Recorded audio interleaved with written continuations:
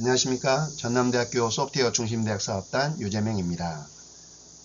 저희는 풀스택 웹개발 프로젝트에 대하여 전북대학교, 군산대학교 소프트웨어 중심대학 사업단과 함께 진행하고 있습니다.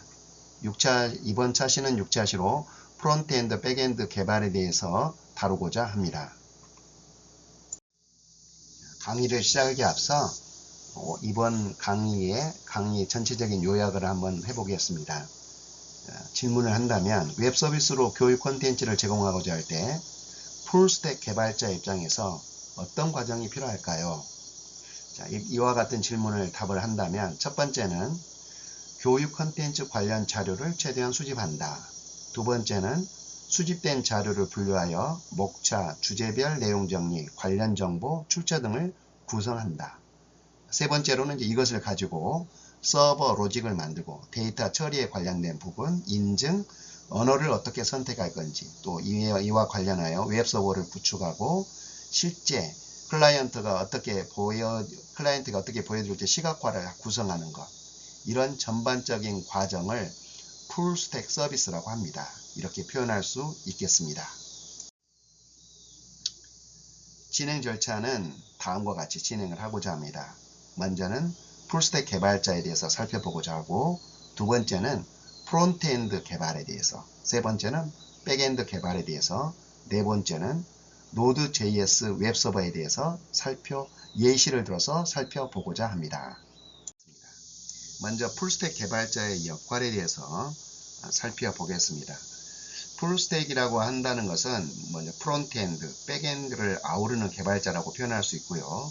프론트엔드라고 하면은 가장 대표적인 것으로는 화면의 UI, UX를 개발하는 이런 전반적인 웹 페이지를 구성하는 형태를 취할 수가 있습니다. 백엔드 개발자라고 하면 웹 서버를 구성을 해야겠죠. 그 다음에 데이터를 처리하고 비즈니스 로직을 구현하는 이런 부분들이 필요할 것이라고 생각이 됩니다. 그리고 이것을 이제 어느 정도 구성이 되었을 때 마지막 단계로 배포를 다루어야 됩니다. 서비스 환경을 구축한 부분을 유지를 해야 될 것 같고, 또 이런 것들이 자동화 배포 단계를 진행을 해야 되고, 지속적으로 관리하기 위해서 로깅 또는 모니터링을 이런 환경 등을 구성해야 됩니다. 이러한 전체를 다루는 것을 풀스택 개발자라고 말할 수 있습니다. 그림으로 표현한다면 이제 아래와 같이 표현할 수 있겠습니다. 일반 사용자들이 웹 브라우저를 통해서 접근을 할 때 첫 번째로 보여지는 부분이 이제 어떤 프론트엔드 코드가 되겠죠. 프론트엔드 코드는 실은 내부적으로 이제 동적으로 데이터를 처리하고 결과를 확인하는 부분으로 백엔드 코드가 뒤따르게 됩니다. 백엔드에는 이제 데이터베이스가 있을 수도 있고 또 파일 서버가 있을 수도 있고 여러 가지 형태들을 취하게 됩니다. 이러한 전반적인 흐름을 아우르는 건데, 여기에 가장 중요한 이제 마지막에 모든 작업이 완료된 후에 배포하고 또 이러한 프로세스 전체의 아키텍처에 대한 어떤 개선점들을 살펴보는 것, 그리고 지속적으로 유지 관리하는 것, 이러한 부분을 풀스택 개발자라고 표현할 수 있습니다. 그렇다면 먼저 풀스택 개발에 있어서 프론트엔드를 한번 살펴본다면 쿠팡의 메인 화면, 또 이제 다나와의 메인 화면 한번 보여드리듯이 어떤 제공되는 서비스의 구조 또는 스타일 또는 어떤 상호작용, 이런 부분들을 다루게 되는 영역을 프론트엔드 개발이 진행을 합니다. 가장 대표적인 것으로 이제 이런 HTML 문서를 다루는 부분, 스타일을 정리하는 부분, 그 다음에 상호작용을 다루는 부분 등으로 진행할 수가 있습니다. 백엔드 개발이라고 한다는 것은 가장 첫 번째 개발 파트만 나누어서 생각을 한다면 언어를 선택해야 되겠죠. 언어를 선택하고 데이터베이스를 설계하고 연동을 하고, 그 다음에 실제 그것의 어떤 클라이언트로부터 어떤 요청이 왔을 때 거기에 맞는 응답 또는 이런 부분들, 또한 보안에 대한 부분들, 이런 부분을 다루게 됩니다. 좀 더 상세하게 다룬다면 개발 언어로는 가장 많이 쓰고 있는 게 스프링 프레임워크를 가장 대표적으로 많이 쓰고 있습니다. 그 다음에 파이썬도 쓰고 있고, 또는 PHP 서버 언어를 쓰기도 합니다. 우리가 이제 여기에서는 Node.js 스크립트를 활용을 하려고 합니다. 그 외에도 ASP.NET 또는 뭐 그 외에도 여러 가지 언어들이 있습니다. 뭐 대표적인 언어를 한 5가지 정도 한번 살펴봤고요. 데이터베이스로는 이 언어를 기반으로 해서 제공되는 데이터베이스를 활용을 할 수가 있습니다. MySQL이 있고 또는 몽고DB가 있고 또 프로그레스 SQL 이런 것들이 있는데 이제 이 데이터베이스에는 이제 잘 정규화된 데이터가 있고 또는 이렇게 그 SQLite 또는 몽고DB라고 하는 것들은 이제 비정형 데이터들 이런 데이터를 빅데이터 형태로 관리하는 그런 영역들이 있습니다. 이렇게 데이터베이스 영역을 다루는 그런 형태를 취하고 있습니다.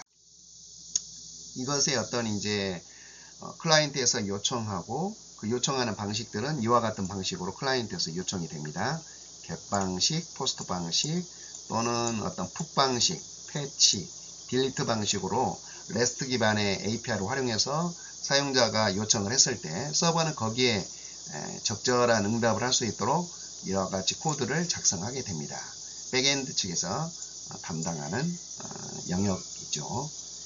자, 그럼 백엔드 측에서의 이제 그 REST를 좀 더 살펴본다면 이제 클라이언트에서 요청할 때는 주로 브라우저를 통해서 요청할 수 있지만 이제 REST 방식으로 요청을 할 수가 있습니다. 이제 여기서는 파이썬을 기반으로 해가지고 get 방식 또는 포스트 방식 이렇게 데이터를 사용자가 입력을 한 후에 입력된 데이터를 서버 측에 저장하도록 요청하는 방식이죠. 또는 부분적으로 어떤 데이터를 요청하도록 하는 패치 방식 이런 부분들이 있고 또는 사용자의 정보를 이렇게 제거해 주도록 삭제하는 요청이 있습니다. 이러한 형태로 REST API를 기반해서 백엔드 단에서 이제 진행하게 되고 이것을 전체적으로 한번 구성을 해보면 이제 서버가 이 어떤 그 REST API 기반으로 서버가 구성한 후에 서비스를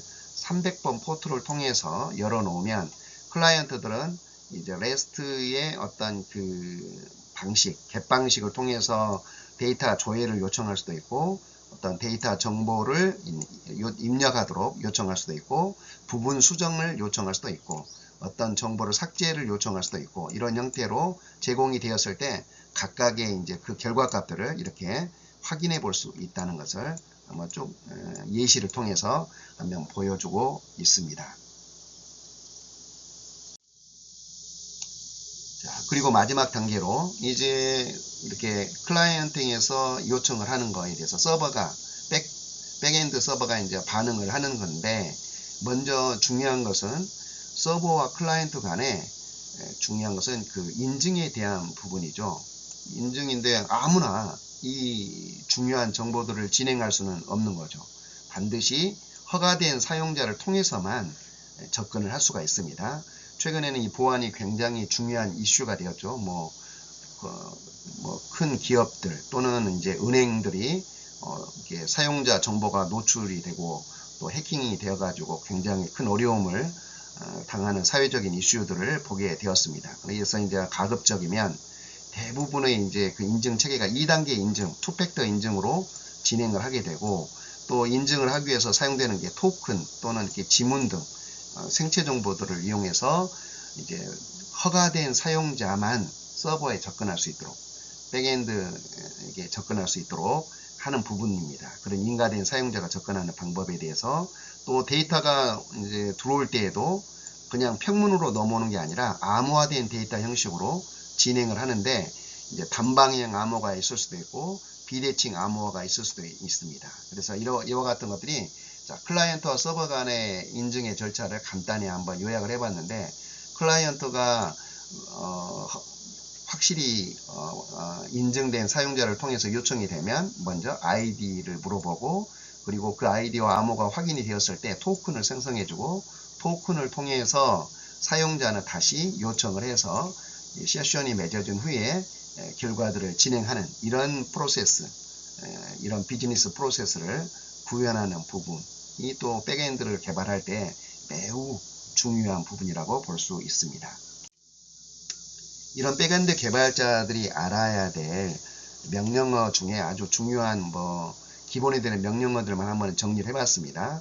프로세스 또는 CPU 또는 메모리 등의 어떤 상태를 확인하기 위해서 탑이라는 명령어를 활용하고, 현재 이제 우리가 웹 서비스를 진행했다면 그것이 어떻게 프로세스가 진행 중인지를 확인하는 PS라는 명령어, 또는 네트워크 상태를 알아보는 NetStat라는 명령어, 서비스의 구동 또는 재구동 중지를 명령하는 시스템 컨트롤의 시스템 CTL이라는 명령어, 로그 파일을 보는 것들, 그 다음에 현재 서버가 어느 정도의 용량을 가지고 있는지를 확인하는 DF 명령어, 또는 이제 실제 서버가 구성한 후에 간단하게 테스트를 할 수 있는 컬 명령어들, 이런 명령어 외에도 여러 가지 명령어들이 있습니다. 권한을 허가하고 소유권이 누구인지 알아보는 것들, 시스템의 정보가 무엇인지 이런 내용들을 알아보는 이런 기본적인 명령어들을 어느 정도 알고 있어야 이제 백엔드 개발자로서 서버를 관리하는 기본적인 소양을 갖추었다라고 볼 수 있을 것 같습니다. 이러한 어떤 리눅스 명령어는 시스템에 접근해서 하나씩 단계적으로 테스트해 보면서 본인이 이 명령어에 대해서 익히는 것이 매우 중요하다고 생각이 됩니다.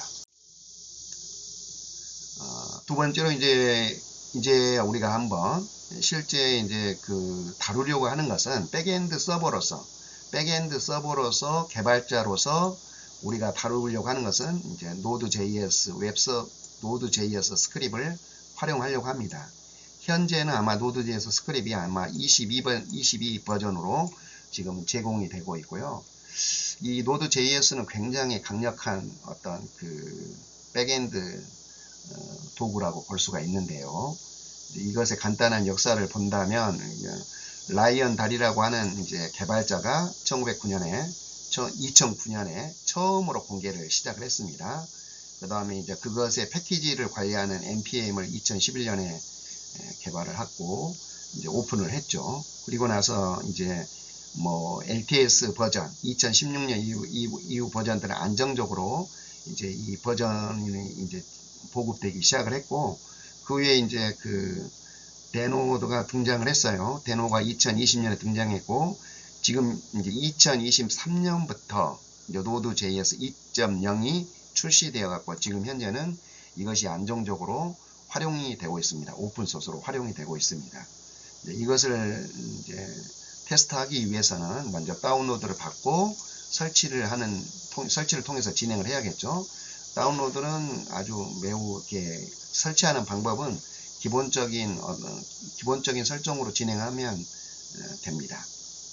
설치가 되었다는 가정하에서 이 Node.js가 가지고 있는 기술의 스택을 보면은 런타임 파트가 있을 거고, 이 런타임 파트 위에 좀 더 풍성한 어떤 라이브러리를 제공하기 위해서 익스프레스 형태를 취할 수도 있고, 또는 타입스크립트를 지원하기 위해서 Nest.js를 활용할 수도 있고, 또 미들웨어 형태를 취하기 위해서 KOI.js를 취할 수도 있습니다. 데이터베이스는 MySQL을 많이 사용하기도 하고, 또 파일을 다루기도 하고, 또 이제 비정형 데이터인 경우 빅데이터를 다루고자 할 때는 이런 어떤 프로그레스 SQL이라든가 몽고DB 이런 부분들을 다룰 수가 있습니다. 관련 정보들이 인가의 인증에 관련된 내용들, 실시간 통신에 해당되는 것들, 이런 것들에 대해서 이 아래와 같은 기술 스택을 이용을 해서 접근하면 될 것 같습니다.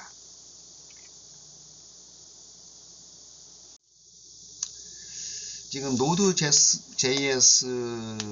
기반으로 해가지고 웹서버를 구성을 할 때 우리가 이제 아주 두 가지 중요한 모듈 시스템을 확인할 수 있는데요.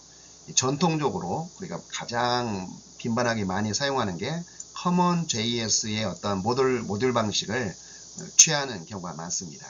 그리고 이제 여기에 지금 ECMAScript라고 하는 ES 모듈을 또 활용하는 부분이 있어요. 근데 이것은 두 가지 중에 하나를 선택을 해야 되는데, CommonJS 모듈 같은 경우는 이제 특별한 이제 어떤 설정 없이 바로 사용할 수가 있고요.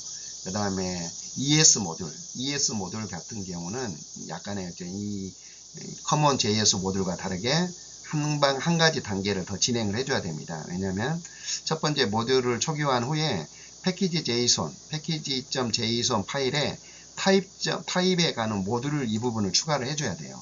그리고 나서 이제 이렇게 모듈에 대해서 파일명을 MJS라고 확장자로 주고 이렇게 엑스포트와 임포트를 이용해서 모듈을 활용을 하게 됩니다. 우리는 대부분은 이제 커먼 JS 모듈을 활용하고자 합니다. 이제 노드.js 기반의 이제 프로젝트를 진행을 할 때 이제 아래와 같지 않은 세 가지 단계를 통해서 진행을 합니다. 먼저 프로젝트를 만들기 위해서 프로젝트를 하나 만들어야겠죠. 디렉토리를 만들고 그 프로젝트로 이동을 해서 실제 프로젝트를 시작하기 위해서 npm init라는 이 명령어를 이용해 가지고 프로젝트를 실행을 합니다. 그러면 프로젝트 환경을 구성하는 package.json 파일이 하나 생성이 됩니다. 바로 이런 형태의 어떤 파일이 하나 생성이 됩니다. 이제 이 프로젝트 환경 설정 파일은 프로젝트 이름이 뭔지, 버전이 어떻게 되는지, 그 다음에 이 프로젝트는 어떤 목적을 위해서 만들었는지, 그 다음에 실제 프로젝트의 실행 파일, 메인 어떤 스크립트죠. 메인 스크립트는 이 파일로 하겠다.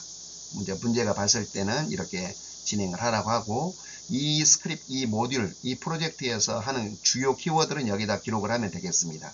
그 다음에 이 프로젝트를 사용하는 저자가 누구냐, 이것도 기록해도 될 것 같고, 이것은 MIT의 그 공개 소스와 마찬가지로, 이것은 오픈 소스로 활용이 됩니다. 이게 배포도 가능한 자유롭고 또 편집이라든가 가공하거나 새롭게 재구성할 수 있는 그런 전반적인 라이센스가 오픈이 되었다라고 표현을 하는 겁니다. ISC 라이센스 방식으로 진행을 한다는 뜻이죠. 자, 이렇게 진행을 해서 환경 구성 파일이 만들어진 후에 이제 실제 모듈에 대한 내용을 index.js 파일에다가 이와 같이 기록해 넣었습니다. 여기서는 하나를 간단히 테스트를 해봤어요.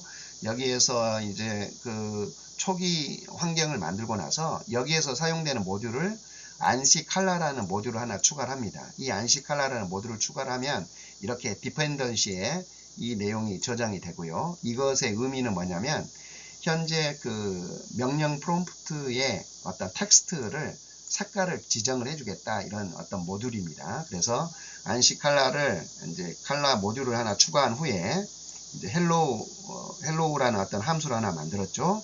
그리고 나서 이 프롬프트에 있는 어떤 색깔, 프롬프트 이 그 색깔을 그린으로 지정을 했습니다. 그린으로 지정하니까 이렇게 여기 보면 이제 이 이름이 홍길동이라고 했을 때 홍길동의 이 색깔이 그린으로 되는 부분을 확인했습니다. 이와 같은 절차를 통해서 우리는 이제 웹 서비스의 기본적인 골격을 만들고 프로젝트를 진행을 하게 됩니다.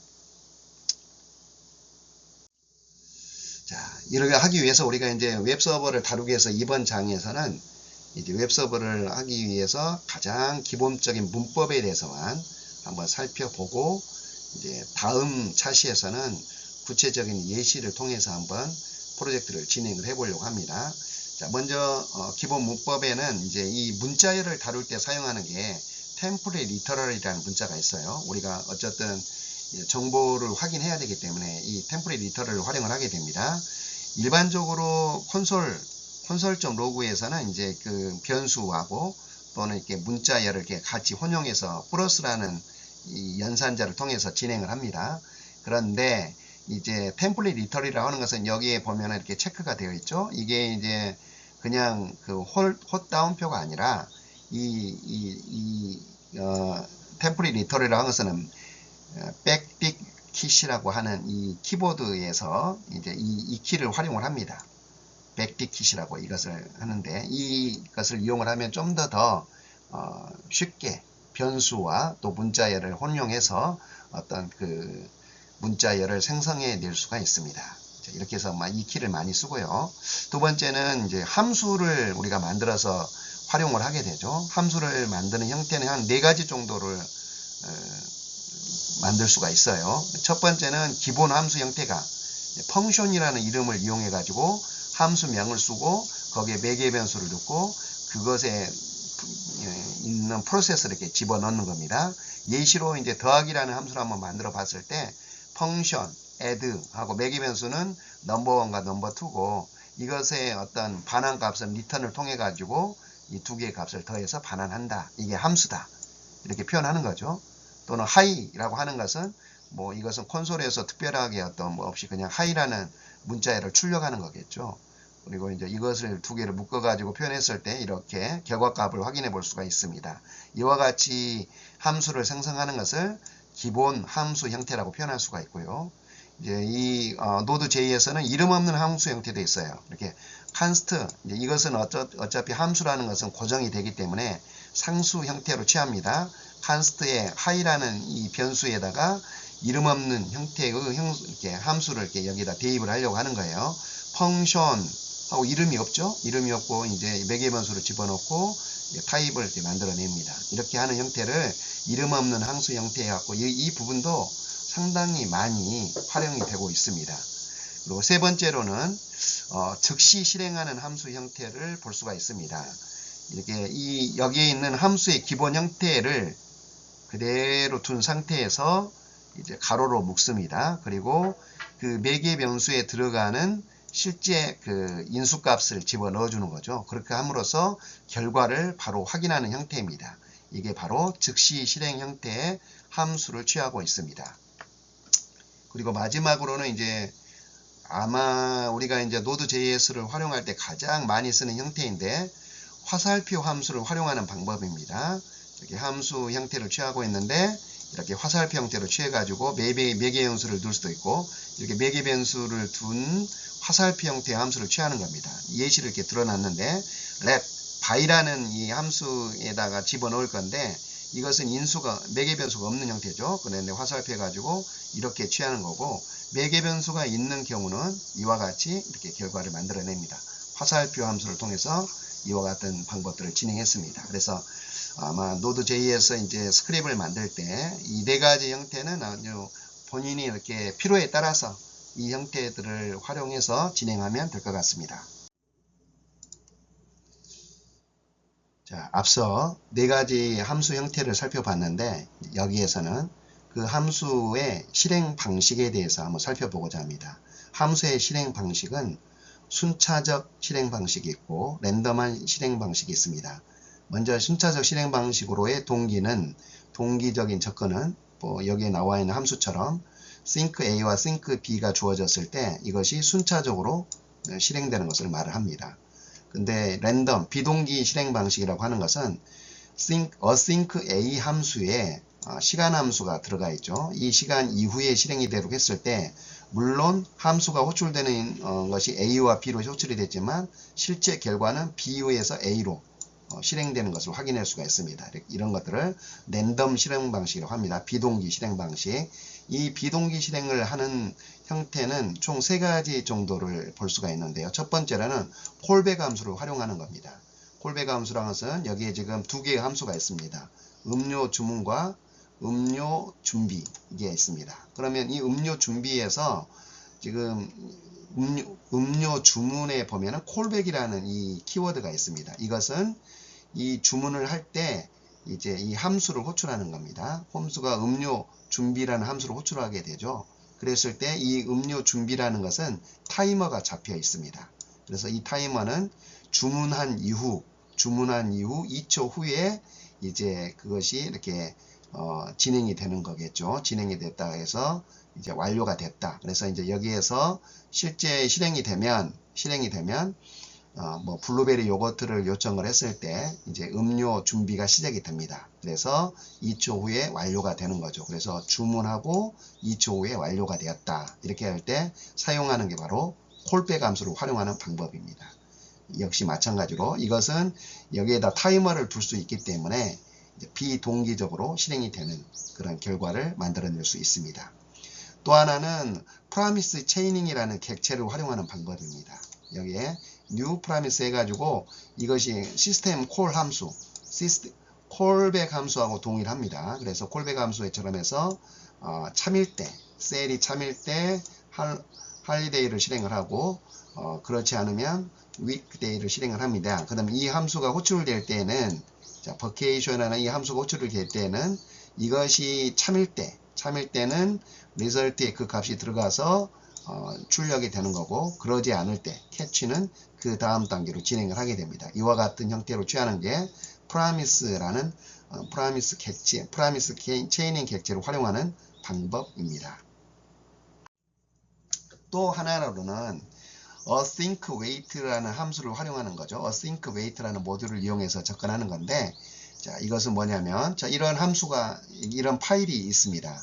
이런 파일은 이제 만일에 이것은 적은 크기의 파일이지만 굉장히 대용량의 파일이라고 한다면, 이 파일이 다 읽어온 후에 그 다음 단계를 진행하는 형태를 취합니다. 그래서 이때 async하고 await는 이제 하나의 어떤 쌍으로 이루어져 있죠. 그래서 여기가 이 함수가 호출이 됐을 때, load user라는 함수가 호출되었을 때, 이 wait는 이 파일이 읽어온 후에, 이 파일이 다 읽고 난 후에 다음 단계를 진행을 해서 결과를 뽑아내도록 하는 함수입니다. 그래서 이것이 하나의 쌍으로 비동기적으로 진행을 한다 해서 async await라는 것을 이용해서 진행하는 방식을 비동기의 어떤 함수로서 이제 활용을 하고 있습니다.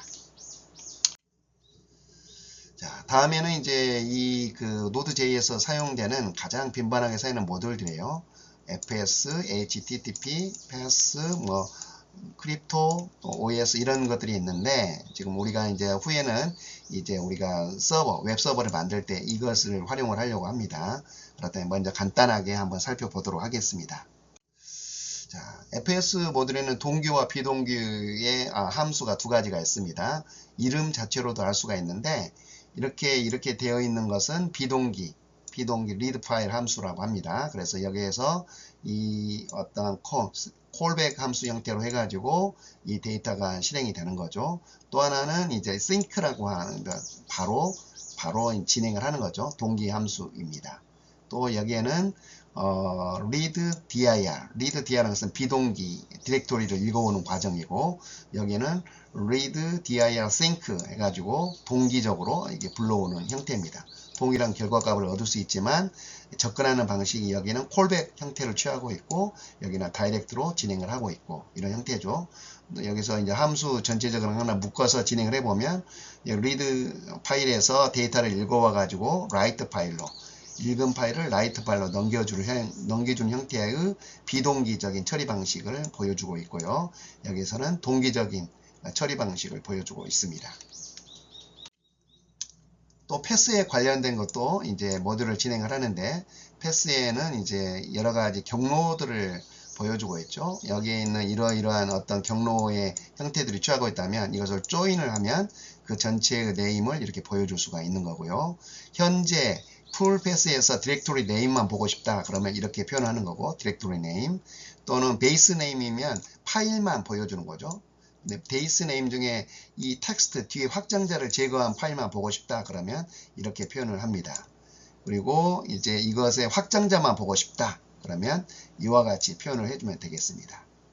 자, 그런데 이것의 어떤 전체적인 pars라는 함수는 이것들의 전체적인 어떤 형태들을 보여주는 때 쓰는 함수입니다. 이런 경우에 맞게 활용하면 될 것 같습니다.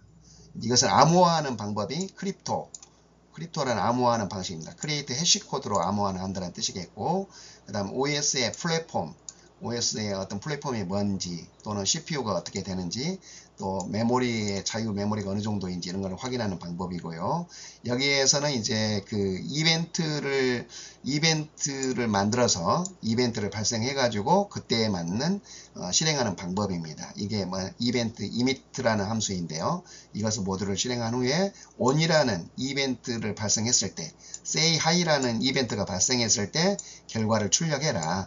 그래서 이벤트 emit 해가지고 say hi 하면 이 웨슬리가 이렇게 출력이 되겠다는 뜻이겠죠. 자, 이와 같이 해서 기본적인 내용을 다루어 보았습니다. 감사합니다.